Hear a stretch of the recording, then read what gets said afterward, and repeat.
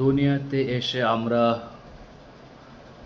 অনেকেই অনেক ভুল করেছি, অন্যায় করেছি, পাপ কাজ করেছি।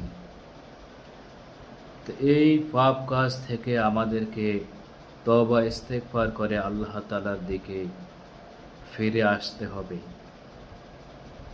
কিন্তু অনেক লোককে দেখা যায় তারা পাপ কাজ ছেড়ে দিয়ে আল্লাহ তাআলার পথের দিকে না এসে বরং আরো দিন দিন আল্লাহ বিদ্বেষী হয়ে, দিন বিদ্বেষী হয়ে, কোরআন বিদ্বেষী হয়ে তারা অন্যায়ের দিকে দিন দিন এগোচ্ছে।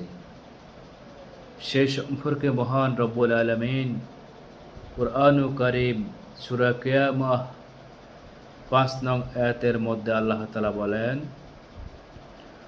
বাল ইউরিদুল ইনসানু লিয়াফজুরা আমামা بل يريد الإنسان ليفجر أمامه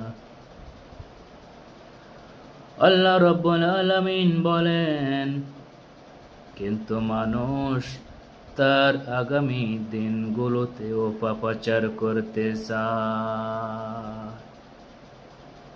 মানুষ অন্যায় পথ থেকে ফিরে আল্লাহ তাআলার পথে না এসে দিন দিন আরো অধিক পাপের দিকেই চলছে মানুষ।